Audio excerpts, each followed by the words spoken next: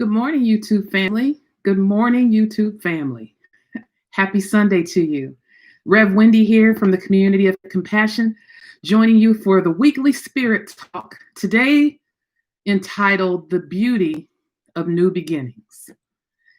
The beauty of new beginnings really is one that I still have to say it feels a little bit uncomfortable talking about, in the sense that right now our world is still in the midst of such crisis, such despair, such anxiety, such hopelessness.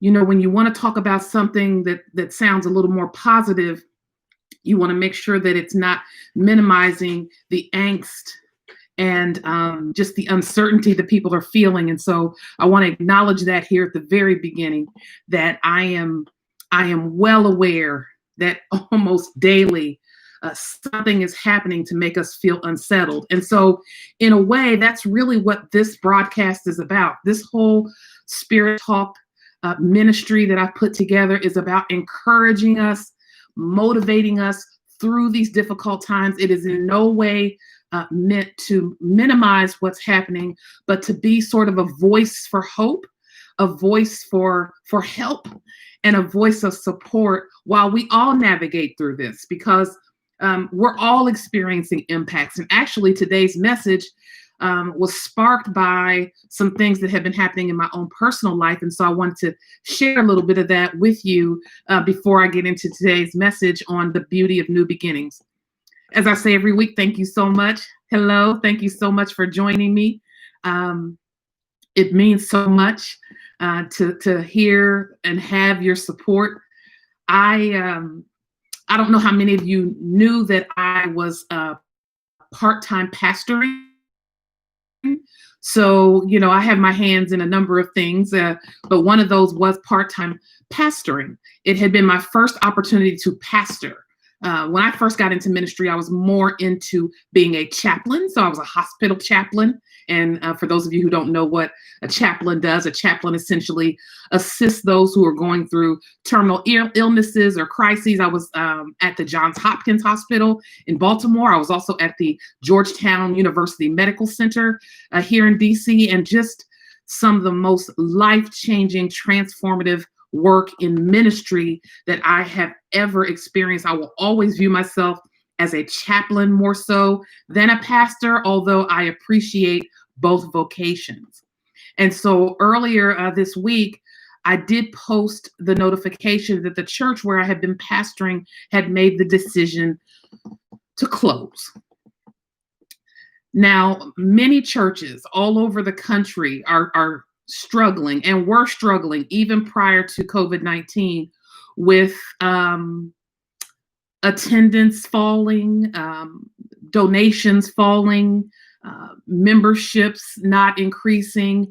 And a lot of that, quite honestly, has to do with sort of a shift in the way that people are viewing and doing religion and viewing and doing faith. I don't know how many of you that view me might be members of a particular faith community. As you know, I'm very open and inclusive, so everyone is welcome here. I have a number of agnostics and atheists who sign on as well, and I love everybody. I love each and every one of you. Thank you so much for your support.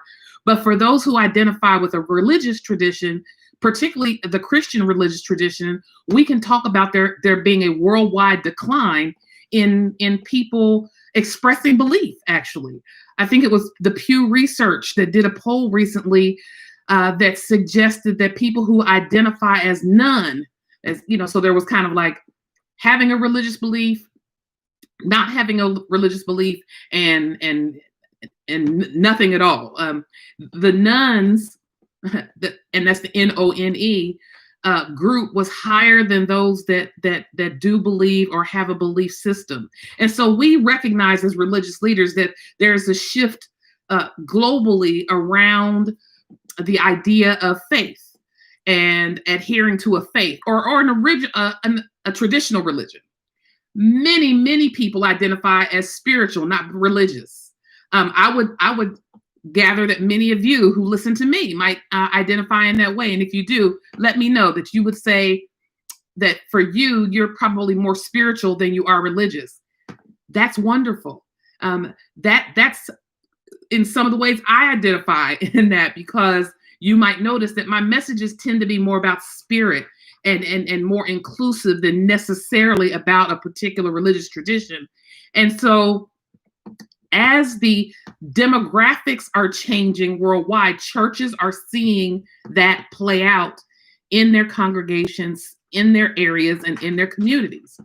So my church, the Open Door Metropolitan Community Church, where I pastored, was already fairly small country church. The congregation was older in age, and they had, while they had been around for about 36 years, they had seen a consistent drop off in membership over the years.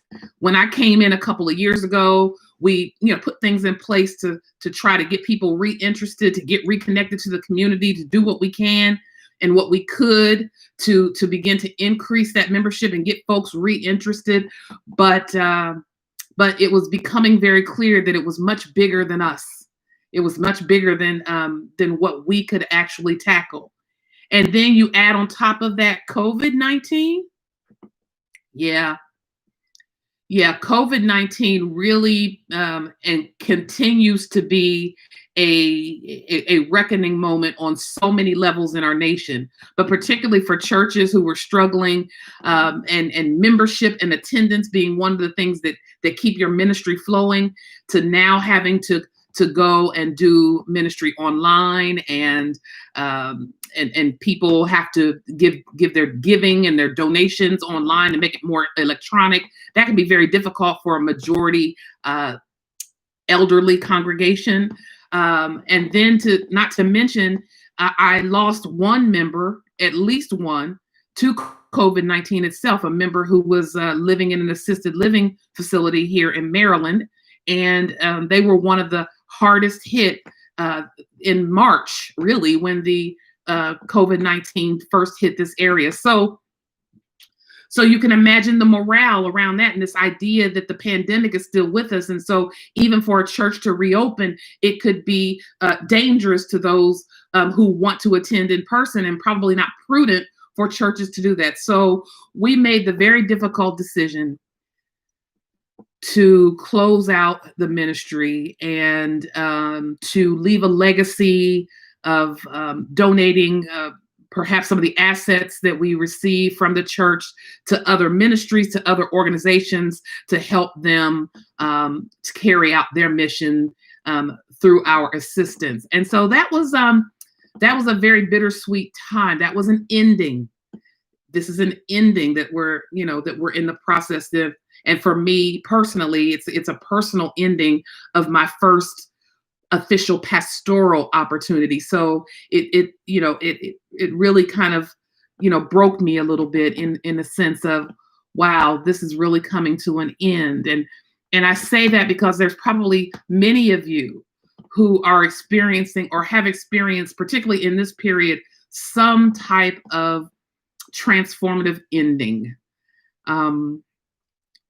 I know that in the midst of this political climate, a lot of relationships, family relationships, even friendships, have ended. Of course, we know lives, unfortunately, have ended. Jobs, lots of jobs have ended. I was riding through the DC area here yesterday. I had my grandson with me, and we just took a little ride just to get some fresh air. And it was striking to see how many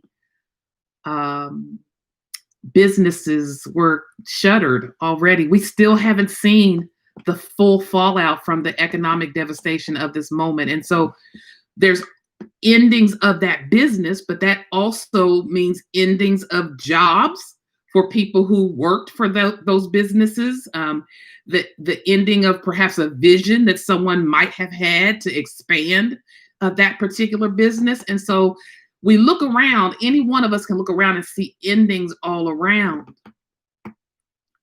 And so with an ending comes this opportunity for a new beginning. And that's where I want to start today's message, with the beauty of new beginnings, by honoring that new beginnings come as a result of sometimes some not so beautiful endings. New beginnings give us a fresh outlook and perspective on what the ending meant.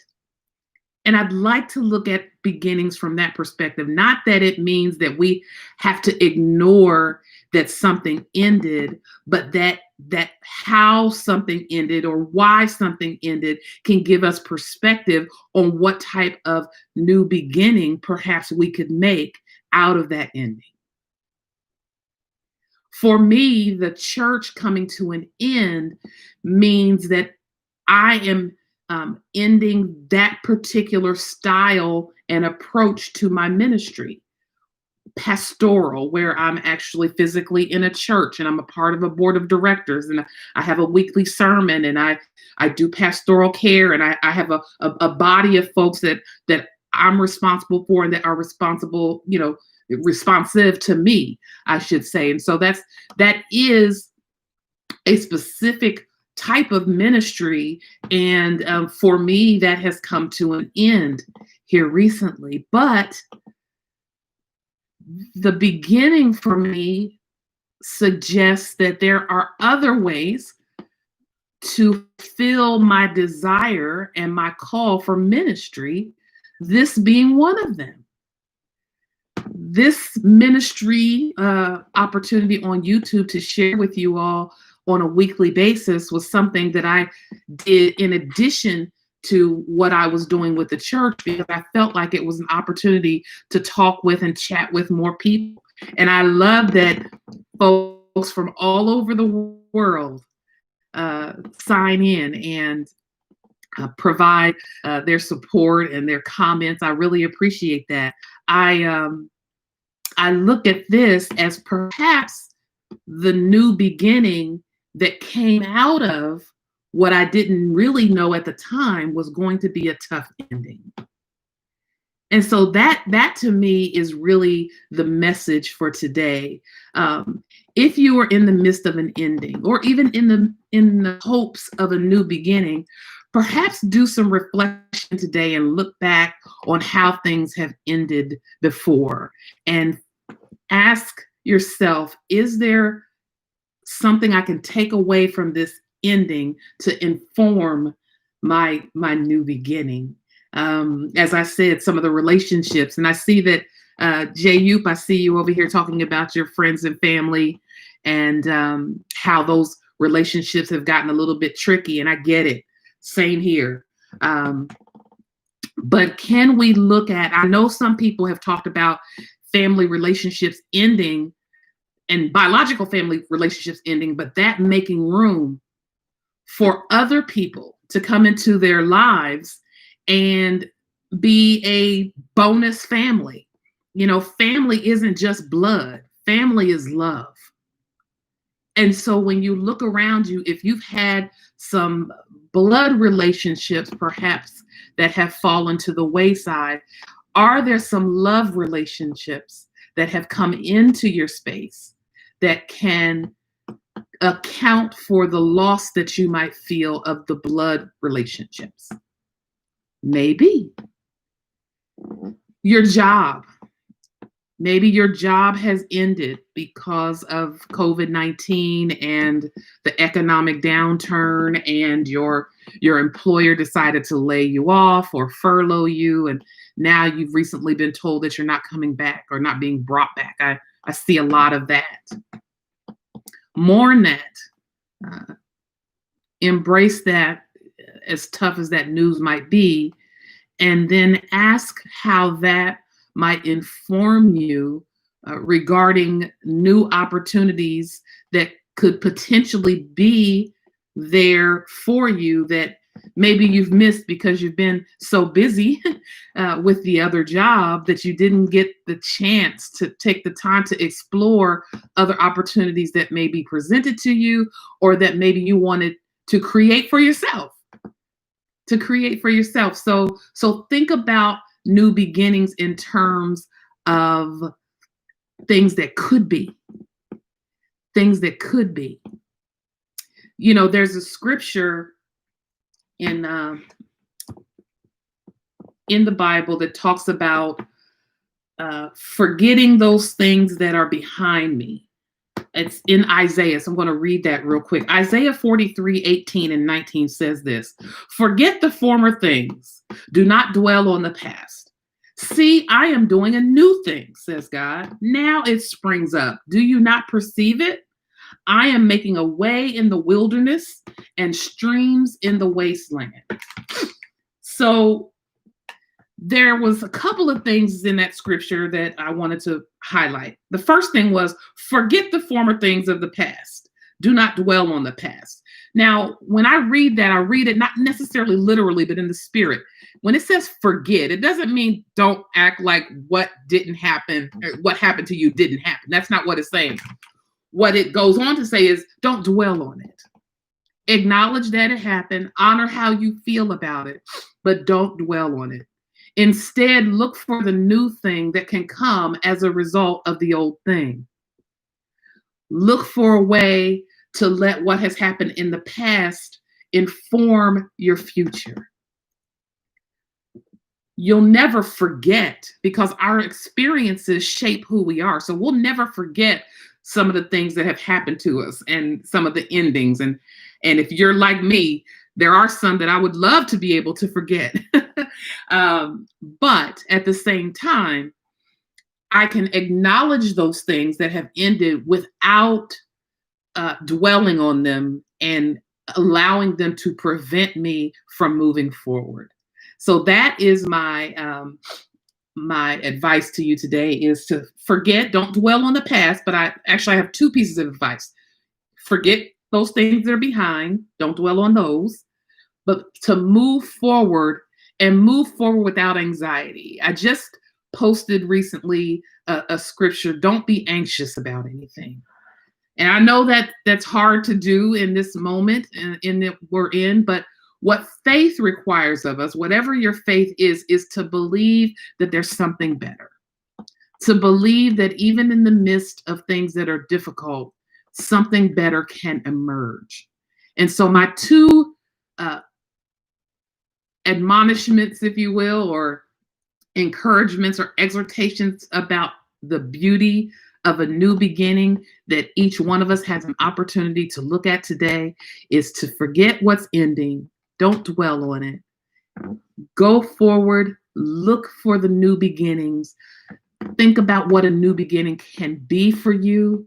Think about what a new beginning can mean for you, and try your best not to be anxious about it, but use prayer or meditation or whatever spiritual practice is comfortable for you, to rest in the fact that even though things ended, something new is right around the corner. That's what I'm taking to heart today. As much as I will miss my church setting and congregation and members, I am grateful for the 2 years that I spent there. I am immeasurably blessed by the work that we were able to do during the time that we spent together doing ministry. Even though we were small, we were mighty. And all you need is a small group of dedicated people that can actually change the world and make changes. So I'm grateful for the folks who were there with me, while at the same time, I'm also very, very encouraged and very excited about this new beginning. I'm excited about you all being a part of that. I thank you for continuing to support me. I look forward to hearing from you. What's going on in your life? Please, I am an interactive type of minister, so I love hearing what's happening in the lives of those that I'm sharing with. So please follow me on Twitter, Rev Wendy, at Rev Wendy, or you can put comments here. People come back to these videos all throughout the week and leave messages, which I really appreciate. If they don't see it live, they'll come back to it, and I'm grateful for that. So thank you. Let me know about the new beginning in your life. What's going on? Keep me in the loop so we can go through this together, because at the end of the day, we all are in this together. Would you join me in prayer?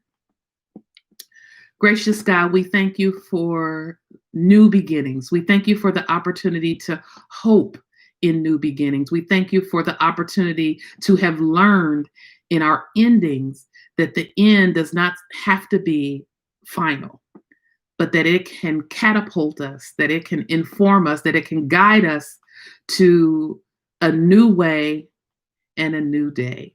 God, I thank you for those who are listening. Can you give them the insight, the wisdom, and the faith that they need to trust that a new beginning for them can be around the corner? Give them the strength to hold on until that is manifest, and also give them the grace to look upon the endings that have happened, not as things that are negative, but things that are wholly meant to shape who they are and who they are becoming. It is in all of your holy names that we give you thanks and praise. Amen.